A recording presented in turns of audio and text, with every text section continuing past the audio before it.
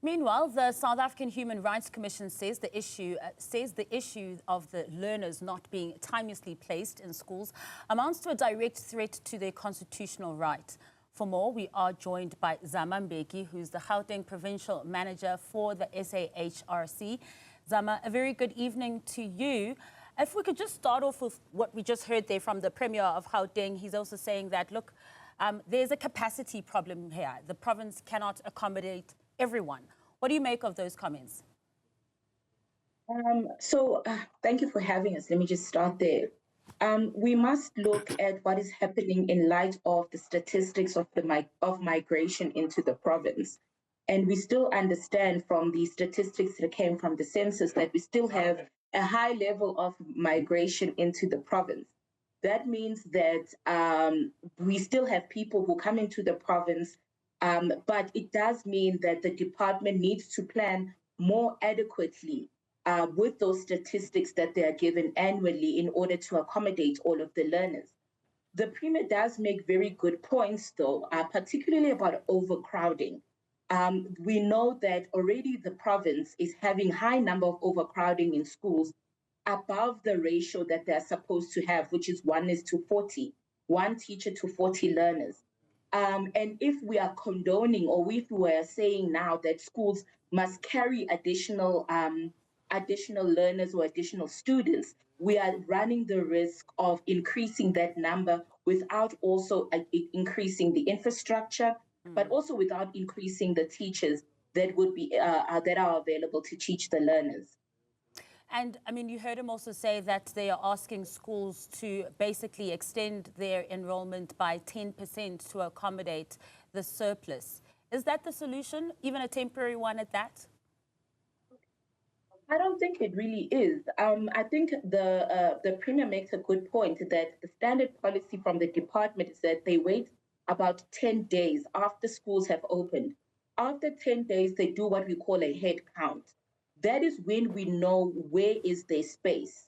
You would find, Masa, if I can say, based on the complaints that we've received, that some people, it's not that they are not placed, they just do not want to be placed where the department has placed them.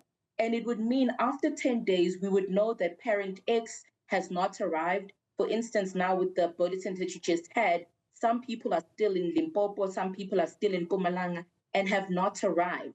So we need to know where is their space and then people be placed there.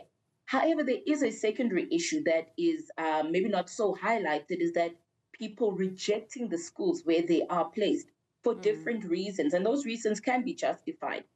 Parents want to put their kids in maybe quintile 4, quintile 3, or quintile 5 schools. And now they have been placed based on their address in a school that they do not want their children to be based. And that means that those schools would have space, but it also puts pressure on the Q3, Q4, and Q5 schools to make accommodation because parents are insisting that their children should go there. And I'm saying again that it's not a parent's fault to want to place their children there, but that is where we are seeing a huge trend of parents insisting that they want their children to go to those schools.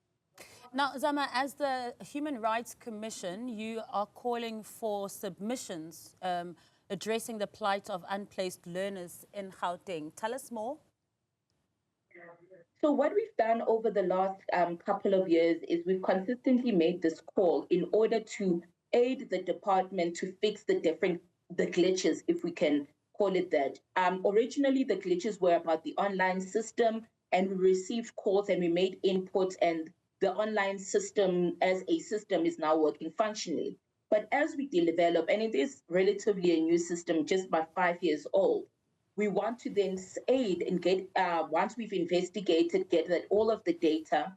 On the first, what we do is that we want to make sure that there is placement for those parents and for those learners. So we make sure that there is placement. That's the first thing. But secondly is to utilize the data to refine and get exactly what are the problems and what are the bottlenecks with the system, hopefully to avoid the same problems in the next year. So that is why we do ask members of the public to come forward with the challenges that they faced, so that at a high level, when we interact with the department, we are aiding or are making recommendations that would aid to refine the system. And your colleagues in the Western Cape, have they also made a similar call? Because this problem obviously is not isolated to Gauteng. We've seen over 7,500 learners in the Western Cape who haven't been placed currently as well. Even Parliament has called on not only the Gauteng government, but also the Western Cape government to come to Parliament to answer to why there's this perpetual problem, because we're seeing the same problem every year, particularly in Gauteng and the Western Cape. Yes, we do. If you see the details that are there, it's the same email address, and we ask members of the public to utilize that for Gauteng and the Western Cape. But Masa, I would be lying if I'm saying that the solution to this issue is a simple solution of just make space available, because it is tied to so many systemic issues that face the department, the lack of infrastructure, as I said. And in a couple of months, we'll be hearing teachers complaining about this and the fact that no adequate support was provided. Yet in the same light, we see in KZN, teachers who are protesting outside the department because they have not been placed or they do not have a school where they are teaching. So the problems with the Department of Education, not just with the online admission system, are systemic, and they keep feeding into each other. We will be talking about overcrowding in the next couple of months. We will be talking about teacher burnout and learners, a low matric pass rate or low literacy levels, because they are tied to these issues at the end of the day. We cannot isolate them. Yeah, just before I let you go, out of interest, earlier you mentioned some of the kinds of complaints that you're getting as the South African Human Rights Commission. If you could just give us one or two other examples of the kinds of complaints that you're getting that you could highlight for us. So we've categorized them. First is an unplaced learner, meaning I applied on the online system, or for some reason I could not apply on the online system. My child does not have a school and has never been placed. The second category, which is where we're getting most of the complaints, is that I did apply on the online system. I was provided a school, but I am not happy with the school, and I appealed.